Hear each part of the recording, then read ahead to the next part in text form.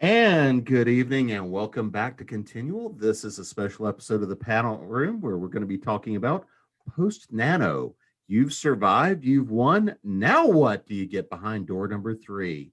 And don't forget, if you like what we're doing, please, tell your friends, share, like, subscribe, do all the good stuff. So we can keep doing what we're doing. I am Jim Nettles. I will be your host and your moderator this evening. And so before we get started, I'm going to go around the room.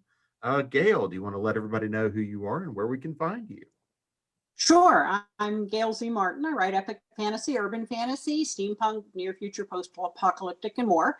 And as Morgan Bryce, I write urban fantasy, mail, paranormal romance, and you can find me at gailzmartin.com and morganbryce.com.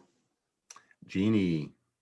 I'm Jeanne Adams, and I write urban fantasy, paranormal romantic suspense, romantic suspense, and space adventure with my friend Nancy Northcott. And you can find me at jeanneadams.com or on Twitter or Facebook or social media. Elle Marie, award winner. Hi, I'm Elle Marie Wood. I write psychological horror. I also write screenplays, and my most recent screenplay, Missy, just won Best Horror Screenplay just last weekend at Nova Fest International. So I'm kind of excited about that. You can find me. Yep, you can find me at elmariewood.com. And Nancy. Okay. I'm Nancy Northcott. I write historical fantasy for Falstaff Books. As Jeannie just said, I write space mystery with her, and I write several subgenres of romance. And you can find me at nancynorthcott.com or on Twitter, where I spend far more time than is probably good for me, and I'm at Nancy Northcott. So first thing we want to say is congratulations to everybody who has won Nano, because even if all you got was 100 words out the door, you still got 100 more words done. So, for those of you who got that 50,000 plus, kudos. So now that everybody's kind of gotten through, you guys have survived Nano, you've survived Thanksgiving, you've survived holidays thus far. Now that we've kind of gotten through everything with November and kind of all the bonus stresses that, we normally don't even get, the question becomes, what do you do next? So the first answer I'm going to go ahead and give you, the first thing you do not want to do is, submit that to a publisher on December 1st. If you've already done that, that was probably a poor choice. However, so I want to kind of go around the room. Let's talk a little bit about, now that you've got something in hand, let's say that you actually did finish a manuscript. You've got a first draft done. You managed to get that done. So what do you think what do you want to do next? How do I pick that up? How do I start turning this into something that's workable? So I'm going to start with you, Nancy. Put it down and walk away from it for at least a week, because you need time to get some distance on it so that you can really get a good perspective of it. And I say you because that applies to almost every writer I know. How much time we need to get distance from it varies from person to person. But everybody I know says it's easier to take an objective look at your manuscript when you have not been deeply immersed in it for a while. So that's the first thing I would do, is say, go me, and celebrate, probably involving chocolate or caramels and possibly wine. And then I would say, I'll see you in a couple of weeks to the manuscript. Elle Marie. That's exactly what I think too. I don't go for a full week, and it changes with each piece too. So if it's if it was a full-length novel, then yeah, I might take 3-4 days, long enough to feel like I have to get back to it, long enough to miss those characters. Because once I pick it back up, there's work to be done and I'll be revisiting it all. So the very first thing is to go celebrate. Absolutely. Tell somebody that is going to be able to cheer and jump around with you and do that for like an hour. That's what I would do first. Then say goodbye to it. I come back when I just can't take it anymore. It's usually less than a week, but you need that distance. If you don't have that distance, you're not really looking at the piece as your readers will. You're still in writing mode. Anything you want to add on to that, Jeannie? No, I agree completely with both my colleagues. So Gail, I'll throw it over to you and see if there's anything you want to kind of pile on to that. I think the distance is really important, and you want to walk a fine line of not being totally tied up with it like you were when you were writing it, but you don't want to stay away so long that you've forgotten what you were inspired about and you've forgotten what the story was supposed to be. So there's a kind of fine line there. It's just enough to get clarity. It's just enough to let the fever simmer down enough that you can go back and read it like it was somebody else's book, at which point all the things will jump out at you where, why did this happen? This doesn't make any sense. Or, oh my, talk. When do they start doing something? And if you can read it like it's someone else's book, you'll start seeing the things you have to fix. So Elmarie, one of the things that I tend to do is when I finish a piece, if it's a shorter piece, it's a couple of days. If it's a novel, I tend to set it aside for as much as a month. But then the next thing I do is I start working on whatever the next project is, whether it's the next book in series or something else that's in line in serial, whatever the case may be. So when you tell somebody to put it aside, you know, going through Nano, hopefully you've developed some good writing habits. You've gotten into that cadence of every day I'm sitting down to crank out X number of words.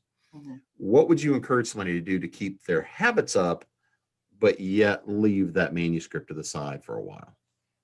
Yeah, you know, a month. Oh, that made me. I'm such a pantser that in a month, I'm off to something else. And that's where you don't want to be. You don't want to completely be off to something else.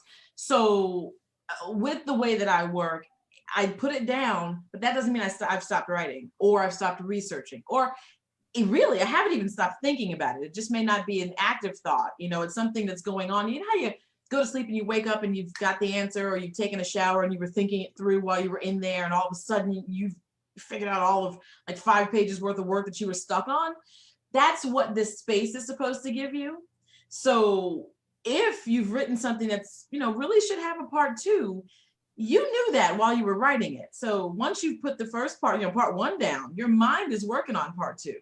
So you may not actively say, okay, here's my list of things I'm going to research, or I'm going to start writing the new piece and put down 200 words, 1,000 words, or however many you want to hit. You may not do that in between. If you do, fine. Just don't hold yourself to anything there. You're still kind of in the creative fleshing out mode. But if you're researching part 2 to see if it makes sense, or try to figure out if you can get any real conflict going, you know, based upon how you left part 1, that is still writing. That is part of the writing process. You could literally not write a single word, but have researched something, gone down the appropriate rabbit hole. I recognize there are rabbit holes we don't need to go down, right? And we end up there. But some rabbit holes give you plot and symbolism, and you got all these new characters. You got, you know, oh, it's so much goodness you can find.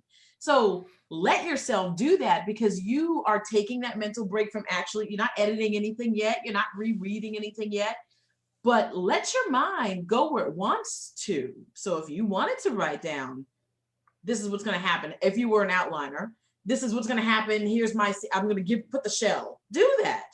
Don't hold yourself to it, but do it. To me, those 3 or 4 days, or in your case, a month, or however long, between looking at it and, you know, putting it down, finishing, saying the end, and then looking at it again, that's that space where it's sort of, you do whatever you want in terms of creating and thinking about the next work. Your timeline, you're done with the timeline. Now you're preparing for the next. So Jeannie, building on that, so if you're going to set it down, because we all know that one of the first things that happens if all you've done is sit down and crank out a plot, you've sat down and cranked out a first draft, you may not even have truly finished it, even if you did 50 or 60 or 75,000 words. You may just be well into it.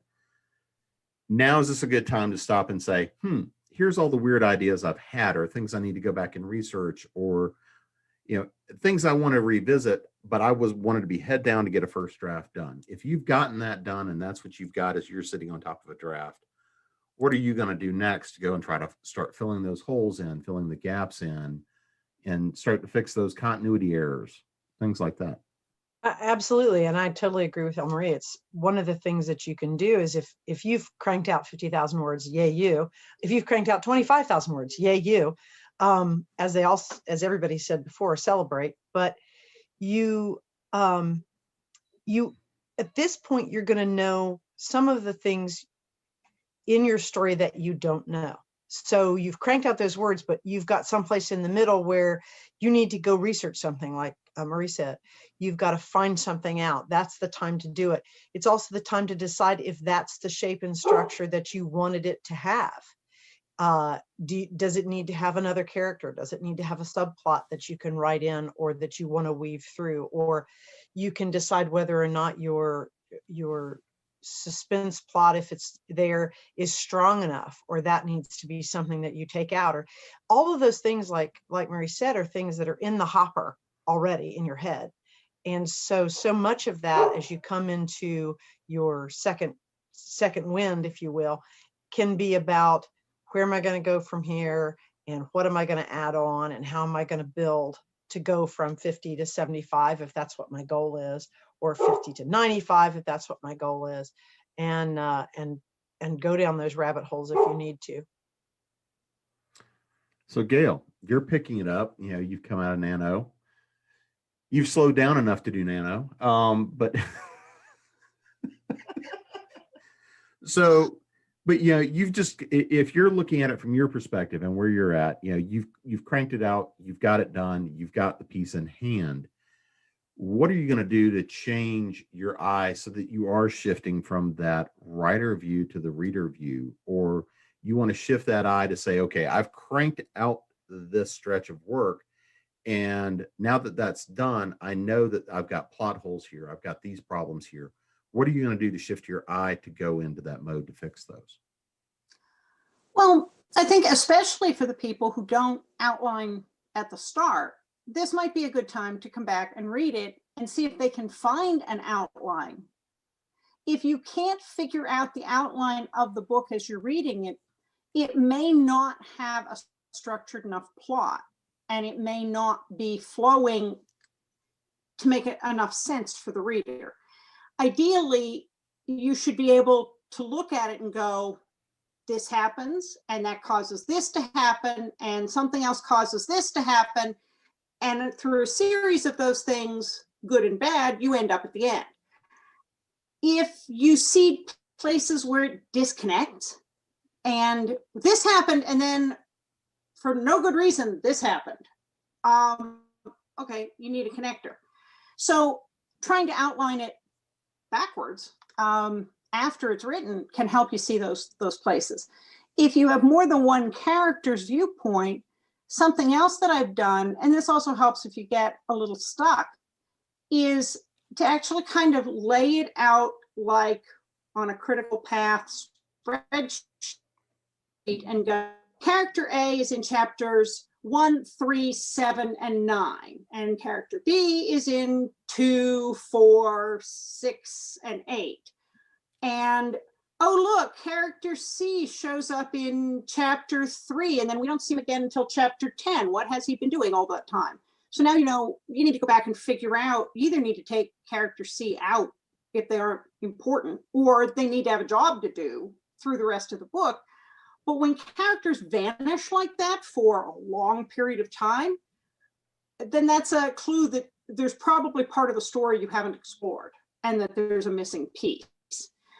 And when you put all those kinds of things together, it's using a different part of your brain than the part that writes words. It's a little more on the left brain because you're diagramming things and you're outlining.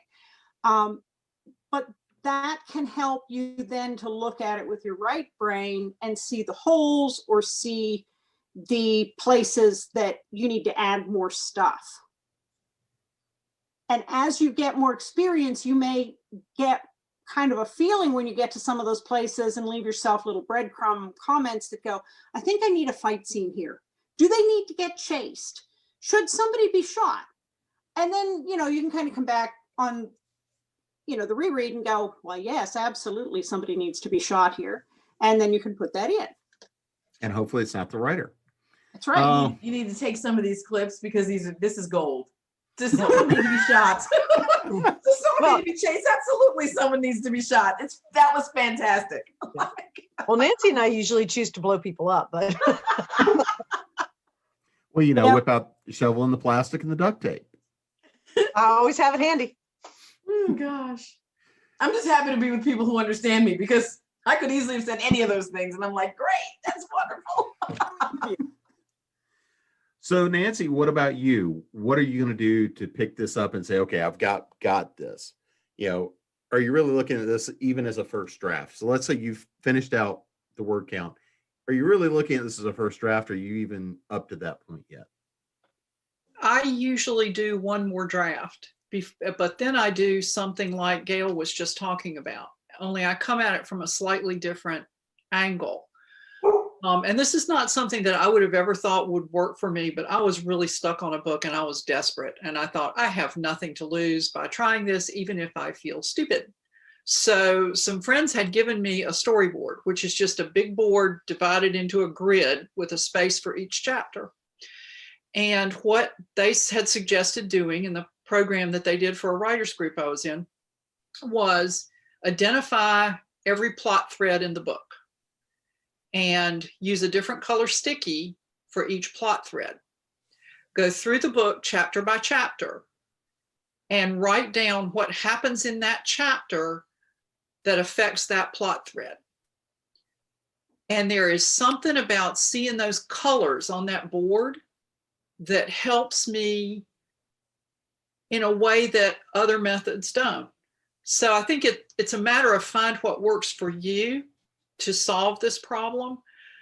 And also I find that sometimes I'm really having to stretch to write that color sticky. It's like, well, I could kind of warp this in this way. And it's like, yeah, you need to go back and work on that some more. So it's a very similar method to the one that Gail described. It just kind of is from a different angle.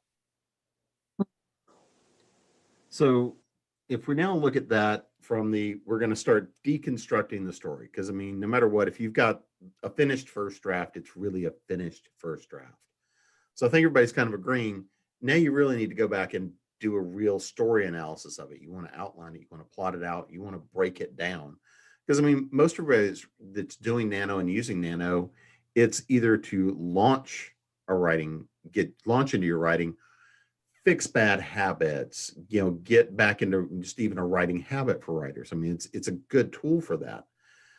So Jeannie, since you do teach plotting, even though you're Dying in the Wool Patzer, you do teach plotting. So what tools are you going to pull out of the toolbox to really start deconstructing this down to that nth level to say, if you're wanting to pull down and say, what are the plot threads I need to pull on? How do you know what thread something belongs in? Or how do you make sure you know what's going on in the story to arc it out? What tools are you going to start using for that? Well, because I am a pantser, but I was on deadlines, I had to become more of we started calling it a plotzer, because I can only do just enough to know where I'm going and get a roadmap. Otherwise I lose interest. So, but in this stage, when you've got it to, even if it's just a rough first draft or a partial first draft, you can start actually working backwards and say, okay, this is the end. What has to happen before the end? Did I get enough in that step right before the end for the end to make sense? What has to happen before that? Did I get all that in there? And, James Patterson has a specific method, and he lines out, here's the opening scene. And then he says, well, then what happens? And then what happens? Literally, his writing board says, and then what happens? And then what happens? But one of the things that he says that you should do in looking at your draft is look at the end, then go back through the manuscript and find out where the bodies are on the floor. And did you explain why the bodies are on the floor? And did you tie that up at the end? Or did you miss one? And your reader is going to go, what'd you say? Are there more dead bodies on the floor than started with characters in the book to begin with? Exactly. And another method is to take your book apart, like Nancy said. What happens in chapter 1?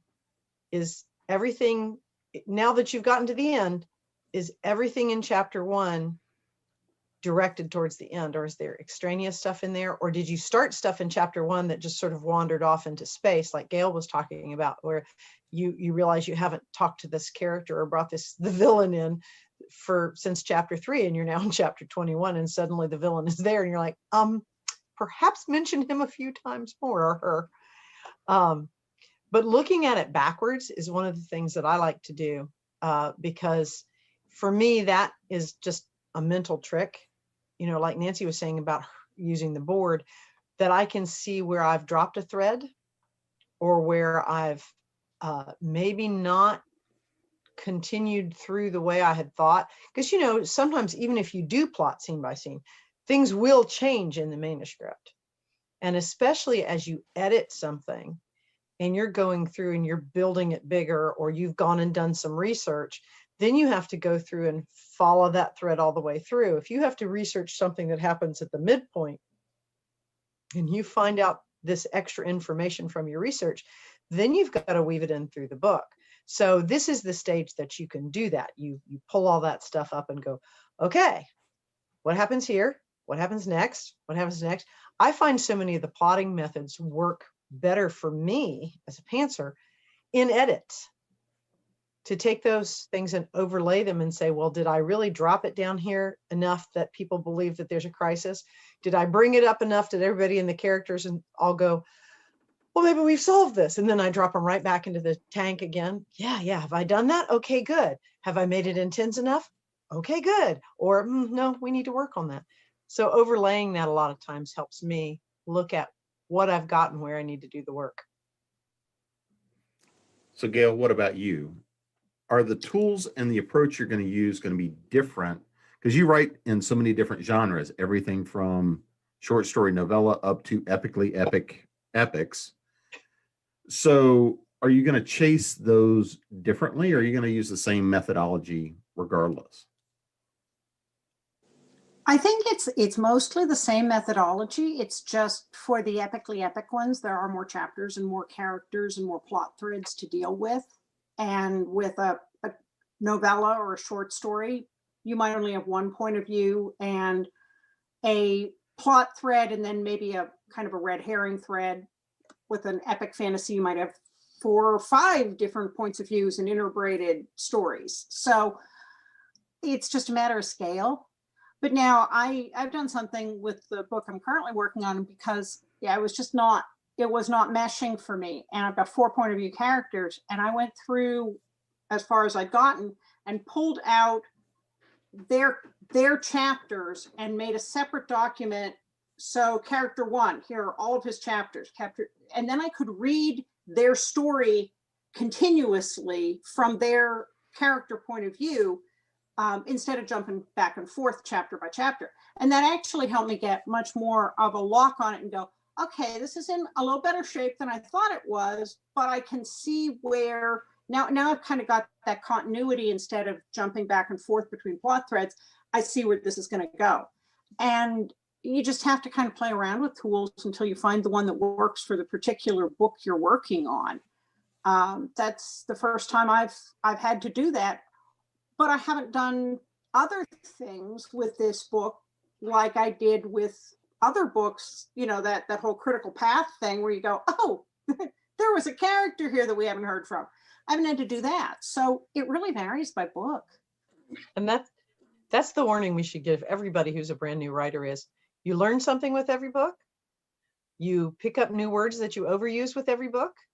And what applies to one book sometimes doesn't apply to the next one. And you do have to learn new tools sometimes for the next one, because it baffles you as to what happened that just didn't work like the other one. Right. If I'm sorry, go ahead. Oh, I was going to say, the other thing that I've had to do with this book is I was sitting there for a couple of days just sort of staring at it, and I just couldn't figure it out where I was going next, because I wanted it to work the way it always usually does, which is I know 6 or 7 steps ahead. And I finally said, you know what? I would rather get some words on page and have to go back and fix them than keep sitting here staring at the screen. I am going to pants it until I can plot it. And, you know, I've never had to do that before. But this book being 2020, it seems to be in a league of its own. So whatever works. Mm-hmm. The thing I was going to add is that we're talking about methods and things to do that we've used. Some of us, I'm a pantser. I'm a full-on pantser. The idea of outlining, even listening to someone else wanting to outline, makes me nervous and sweaty. But it's a reality that I know that many or all outlining or, you know, writers do that. That's just not who I am. So we're all different, and that's what I wanted to bring up. We are all different. When I start, I pick up my book, and if I've given it enough time, I can read it as though I didn't write it and enjoy it or not enjoy it and say, oh, well, here's a huge mistake. And then I start writing on the front page. If it's a mistake that like, oh gosh, once I named somebody like Bobby, it was a nickname, and I spelled it B-O-B-B-Y, then I spelled it B-O-B-B-I, then I started calling him Bob. I'm like, yo, when did I do this and why? So, I mean, on the front, don't worry about crossing it out now, just on the front is, how do you want to spell Bobby? And then that's it, point number one. By the time I'm done, the whole cover is filled with notes that are just applying to the whole text. Then within, there are all these little red marks for all the individual things. But that's what works for me, you know, and I don't, it's always worked. Only one time did that not work. And it was only because I said the end and started reading right away. And I said, well, I'm still writing. In my mind, I'm still kind of the writer as opposed to being the reader. And that's why it didn't work. I saw something once and I wanted to bring it up in context for this. Someone posted about feeling like an imposter, you know, when they were writing a scholarly article or something, and they felt like that. And I know that happens to authors as we go along, and especially if you've just finished and you're looking at your manuscript, and you're like, what do I do with this?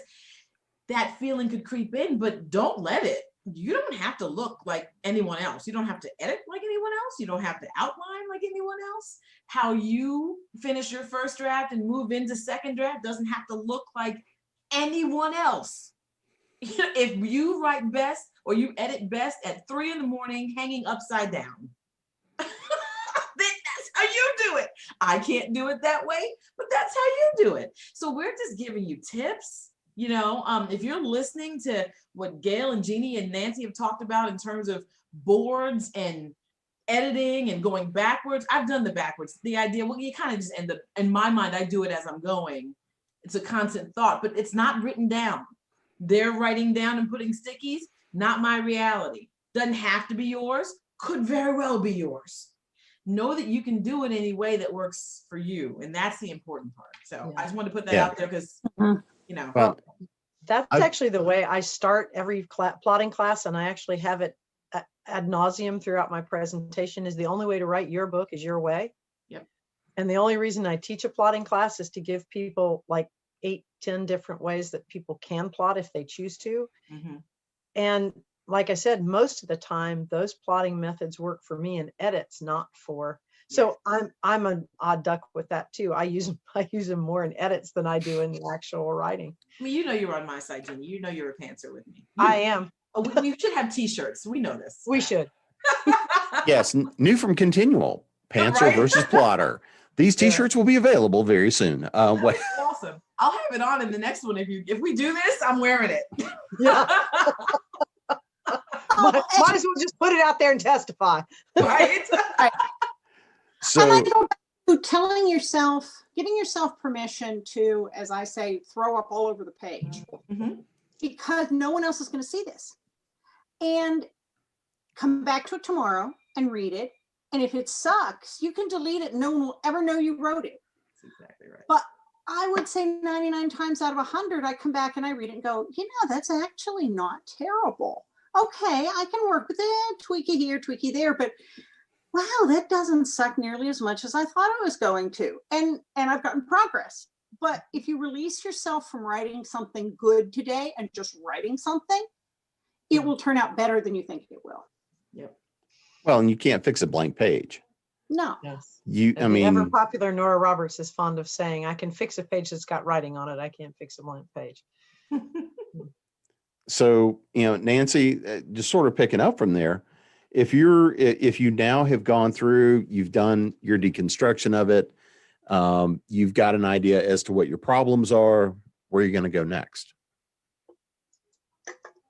For me, it's back to chapter 1, because I work in a sort of a linear form. If I have research I have to do, a lot of that is in a separate document. And as I go through the manuscript, I check against that document what needs to be done in chapter 1. And frequently there's a handwritten note there that says, do this. which is largely illegible to anyone who's not me. And go through it, picking up on what everyone else has said, go through it at your pace. Because if you're planning to submit this for traditional publication, they want to see the best book that you can turn in. They would rather have it good than quickly. Because here's the thing, if you submit to a literary agency or a publisher and your book is raw and unfinished, you are increasing the odds against you. And if they reject that book at most of these places, you can't submit it again. That's it for that book at that place. So make it as good as you can before it goes out, and take your time with it. If you're stuck on something, I don't write in terms of being at the keyboard every day, all the time. If I have a problem I need to work out, it may be more productive for me to go about my business. Lots of ideas come to me. We wash our dishes by hand. We have a dishwasher, but it never gets used except at holidays. Standing at the kitchen sink, staring out at the backyard, suddenly the solution appears.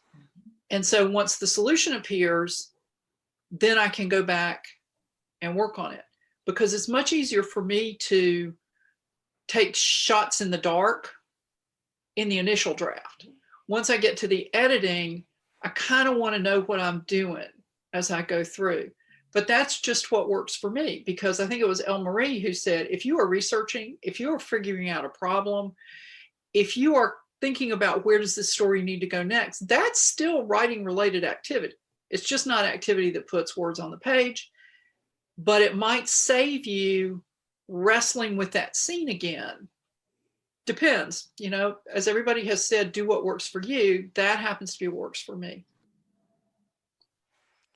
So Gail, let's loop back around to the idea of, okay, I'm really diving into editing.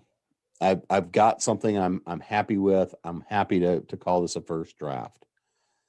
So now that you've done that, really your editing process, you've gone through, you've done the deconstruction. Now we're into the rewriting.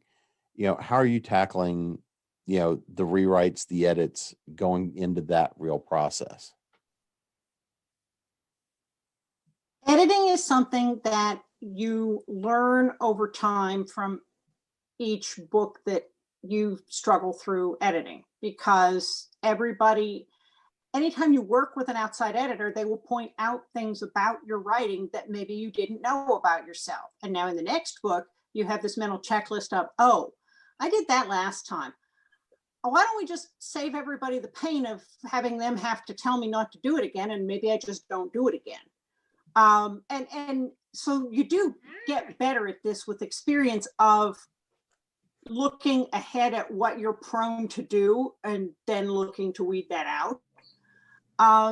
You're also going, for me, I overuse a different word in every book. If it was the same word in every book, I could just do a real quick search and replace, but it's a different word in every book.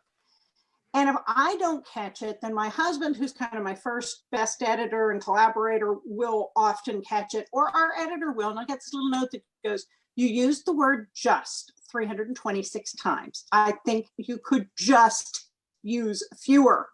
And then I have to go through and do a search and replace and kind of weigh each one. Be aware of those things. Everybody has their own little ticks like that. So as you're reading it, be aware of overused words. Look for words that, the same word that's gotten used in 2 sentences in nearby paragraphs. It jumps out to you on subsequent reads when it's flowing from your brain, it doesn't. And watch for those things like misspelling names and changing a character's name, or eye color, or height, or hair color, because that's really easy to do. And the more you do it, the better you'll get at remembering what you screwed up in the last book that you need to make sure you don't screw up in this book. And it's really just like any other skill, that it gets better with time, but you want to look for those things that make you stop in a bad way, like, huh? And if it throws you, it's going to throw somebody who's not you. Or as my husband says, the reader has not lived with you or lived in your head. You need to actually explain this with words. And then I know I have to go in and fix it. You use your words, just the good ones. Mhm. So what about you, Or the Nancy? bad ones, but spell them. Well, yeah, you can use the bad ones too, but yeah, the ones that fix the problem. So what about you, Nancy? Yes. So your editing process. Well, my editing process, like I said, is I do another draft before I start really critically examining it. Because a lot of times I do that draft, sometimes I'll print it out and read it and make notes on the manuscript. I kill a lot of trees, but sometimes I just do it on the screen. And as I go through it, I start to see patterns that are problems. Or in the book that I just turned in, I was about almost 2/3 of the way through the book, and I thought of a way to make things worse for the hero. And making things worse for the hero is generally a good thing. So when I went back through the book, one of the things I was looking for was, this needs to be seeded as to why this is so bad for the hero. Because as Gail just said, the reader hasn't been living in my head and they don't know this character the way I do. And so I need to set up why this is going to be potentially devastating for him. And then I have to figure out, because I believe in upbeat endings, how to make that okay. Because it can't be a cheat. It can't be a finger snap. It can't be, oh, magic, especially in a fantasy. I think there's a temptation to go, oh, magic, and fix everything. And that, I'm sure we've all read books where somebody did that and we felt incredibly cheated. So I go through the manuscript and I make another pass through it. And then if I'm stuck, I pull it apart. Like Jeanne was saying, I use the storyboarding thing in edits. I don't use it for composition. And I know a lot of people do, but it just works better for me in the editing process. And I only do it if I feel like I'm stuck. Like if I get to the end of the manuscript and I know there's a problem somewhere and I didn't see it, then I'll pull the book apart that way. Because as Gail was saying, you learn with every book. And you can have that feeling of, there's something I missed going through here. And it's a feeling that should be trusted. So then I do another draft if I need to. One of the hardest things about publishing is to learn how to do it in fewer than 8 drafts. Because in the real world, they don't have time for you to do 8 drafts. Before I was published, I did 8 drafts of every manuscript, because why not? You know, there was nobody holding their breath for it. And there is such a thing as good enough. And so I have to tell myself, doesn't have to be perfect. It's never going to be perfect because you're human. So make it good enough. And then if it's going to a publisher, I turn it into the editor. If I'm publishing it myself, I send it out to beta readers. And when their stuff comes back, I have a grammar Nazi copy editor. Please don't use copy editors who are not grammar Nazis. And then I send it out to beta readers to see, like non-writer beta readers. Is there anything that pulls you out of the book? Is there anything that doesn't make sense? Is there anything that stopped you? Is there anything that revolted you? And you have to have people you can trust not to steal your stuff for that. You have to have people who, you can rely on. So that is a sort of a long-winded answer to, that's my whole editing process. And the reason I think people should get grammar Nazis as editors is, if I read a book and it's got a grammar or spelling or punctuation mistake on every single page, I am never reading something by that author again. It's just, I'm not, because it looks like it's sloppy and they didn't care. So, a few mistakes every now and again, that's not a big deal. We all make those. But I have literally read books where there was mistakes on every single page, and they lost me as a reader forever by that. So that's my long-winded answer, and I really am done now. So El Marie, we all learn what our sins are. So we go make new sins because, we're like, I'm never doing that again in a book, because your editor points out 380 times you used just. So how do you accommodate for your sins that that you accumulate over time? And how do you make sure that you aren't making the same mistakes over and over again, that you're finding new ones? Oh, there's always something new to mess up. Yeah. So that's the process of learning yourself, right? If it's your first book, you don't know what mistakes you've made. You don't, especially if this is your first time writing something that's full length. Because shorter stories are, when I write short stories, I write in the 500 to 2,000 word range. That's my spot. Anything more, and I'm like, well, I need to think about whether or not I can make this a novel. You know, I just kind of like the shorter pieces, but those are easier for me, right? So not as much space to mess something up, you know, to rename someone inappropriately, forget what gender they are. I mean, that's happened before, sadly. And, you know, you don't have enough room to sort of make the mistakes that I can make when I'm writing a novel. And so I found that I can't spell the word about, A-B-O-T-U, and I type too fast, so it's always, I said A-B-O-T-U, I even said it wrong when I spelled it. What's the problem? Like, right? So I know that's my problem. Did not know that before I started writing novels. Then I was like, what is the issue? So I know it's spelled wrong. I don't even need to run the spell check to know it's spelled wrong. It is spelled wrong. Fix it, right? That's a simple one. But you learn your mistakes, your chronic mistakes as you go. And like we've all said here, your first one book will be different from the next book. The next story might be different from the book. You know, maybe I could spell about today, maybe not tomorrow, you know, and it's just what it is, but you learn your things. I always put two spaces behind a sentence. It's how I was taught. It's how I learned. I write a note at the beginning of every edit saying, when you're done, remove one space. Don't do it now, no point. I'm gonna write new sentences and do it again. When you're completely finished, take out one of those spaces. So I know that's something about myself. It's in my toolkit to watch for certain things. And every single time you run through an edit, you add to that toolkit. So I don't think there's any way to say, okay, I know all of my things, I'm gonna fix it while I'm writing, I'm not gonna make this mistake. Sure you will. Sure you will. If I'm on a good clip and I've got to write about, I don't know, 10 times in a day, in this one day, but I am like running through it, I don't actually care if it's spelled wrong. What's not, it doesn't hurt. No, like Gail said, no one's seeing that but me. As long as I catch it, no one's seeing it but me.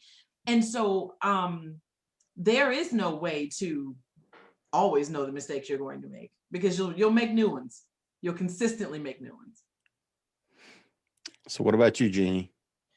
Oh my gosh. Well, I consistently overwrite. I admire people so much who can write in that sweet spot like Elmarie was talking about.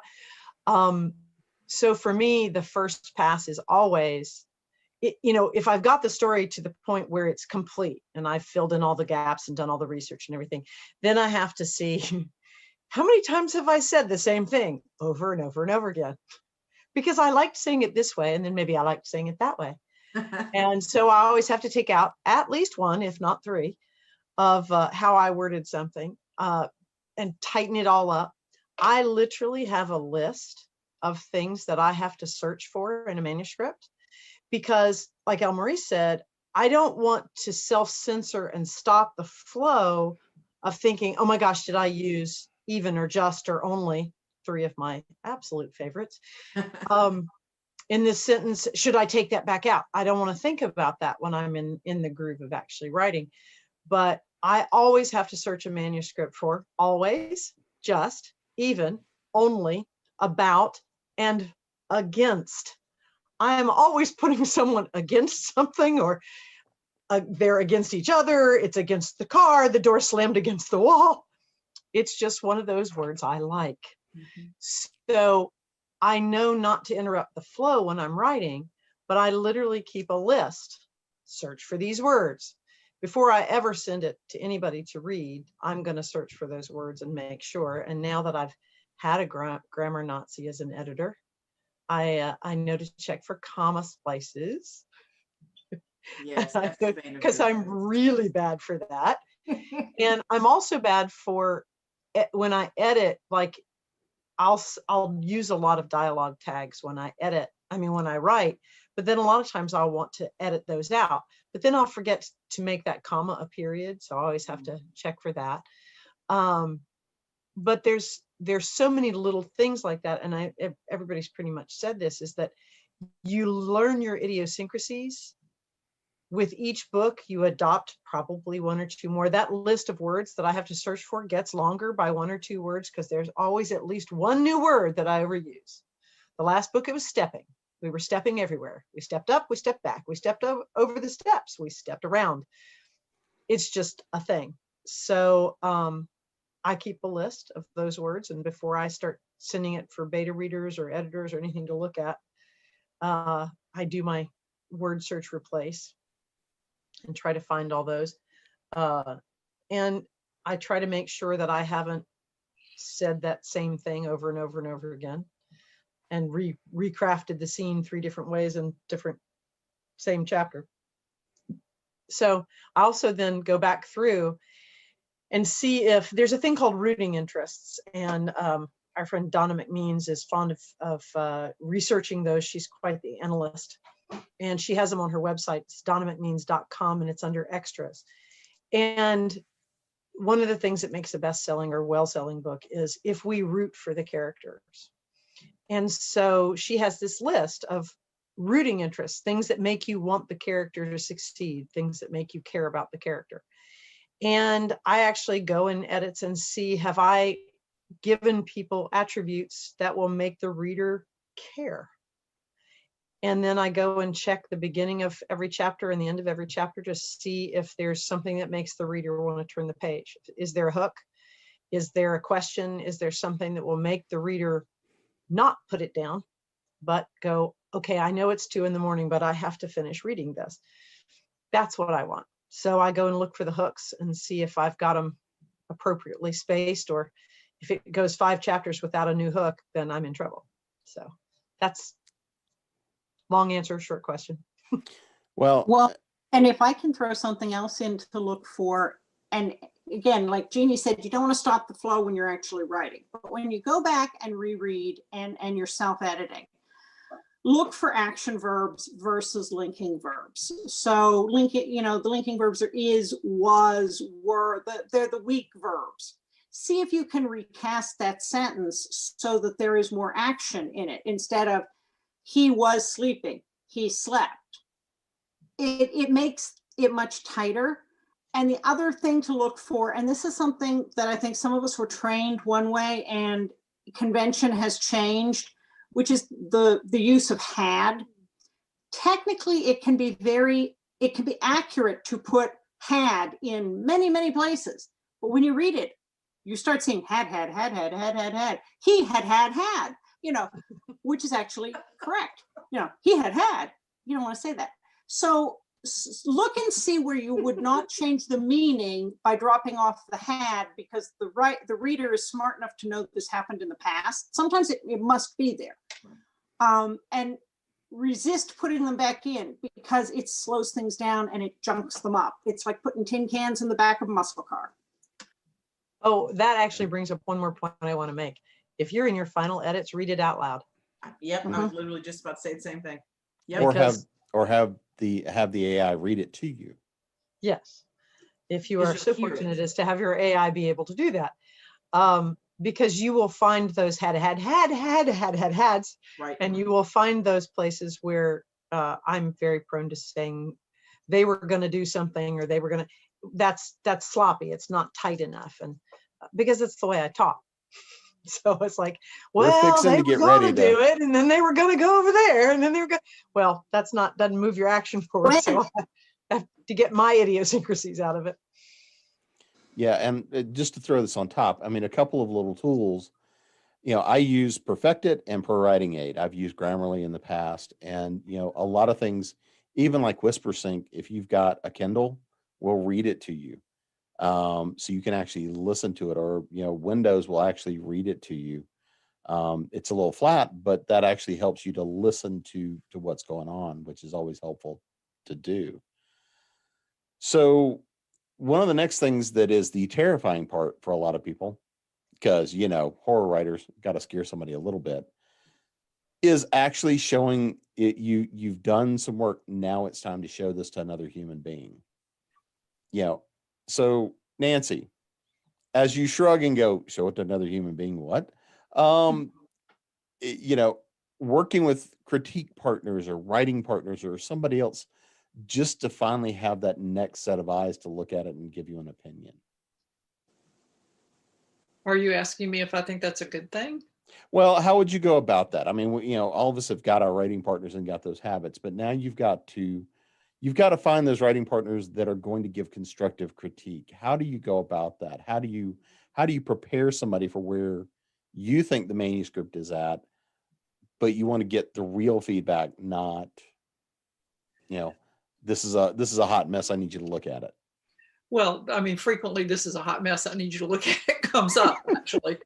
But I think listen to how people talk about books and writing and read something they've written, because you want someone ideally who is at your level or a little ahead of you to get constructive feedback.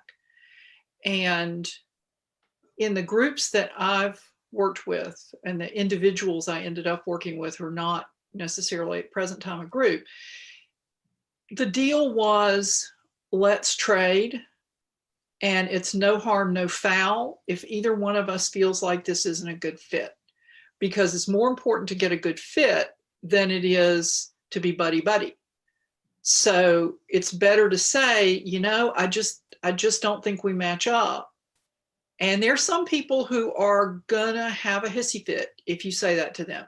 So know them well enough to know they are not people who will do that, and that they have a professional attitude. Because the thing is, if you don't feel like their work is a good fit, if their critique is a good fit for your work, odds are your critique's not going to be a good fit for theirs, because you're just not coming at story from similar angles. And so that's what worked for me to find critique partners. And it takes a little while to find a group where you click. But once you do, then a really good level of trust develops. And so I think it's worth putting in the time to find people you really click with. So what about you, Elle Marie? I don't do a lot of critique clubs. I've done one before, and I have found that, and I'm trying to think of the nicest way to say this, but I don't have the time to reciprocate, so it's difficult for me. But what I have done, so if I've written a piece, and mind you, I've been writing for a while, so if someone's starting and this is their first piece, it's going to be a little different, but maybe not. Let me go forward. So what I've done is one of my editors, and she's not a beta reader, she's not a proofreading editor, she's a developmental editor. So she's not looking for the grammar, she's not my grammar Nazi, but she's looking for story flow, and she doesn't like my genre. Perfect for me. So she's not, oh, I love horror, psychological horror is my favorite. She literally does not care for horror fiction in that way. And she's a science fiction buff. So in that way, she's getting to the core of the story, regardless of the ghost or whatever beast I'm throwing in there. She's not really, is the story flowing? Did you lose the characters, as you mentioned before, Gail? Have you, is there sufficient conflict? I mean, what's going on? Do I care about this? So when she comes back, with this, I'm always like, oh my God, she's gonna hate it. But when she comes back with her review, I know that it's coming, the work is either really terrible or pretty darn good, because she followed it, she understood it, she finished it, and she reads so quickly that it's not a matter of, oh, I'm sorry, my life is so busy. I've never met anyone who reads so quickly. You can quiz her and she knows exactly what happened, but she read 400 pages in 2 hours. It's kind of nuts to me, but I've quizzed her and I know she's real. But the fact is, right, but the fact is, she's giving me the honesty, because the key is honesty. That's really, in a nutshell, whomever you use, whomever you work with, you want an honest review. So she's giving me that honesty, coming from a place that's like, look, I really could care less about this vampire thing. I hate it when you write this. However, that was kind of intriguing. And then she can tell me, hey, I think you might have missed something here. When you get that done, give it back. She doesn't even mince words. She's been working together for 20 years. She does not mince words. This is terrible. Write this part over. The rest of it's pretty good, but this is bad. And, really. And I'll write a character name and she'll say that you made the name up. And I'm like, no, it's old. And she's like, nah, I looked it up. You're not spelling it right. Something's wrong with it. And she's that meticulous.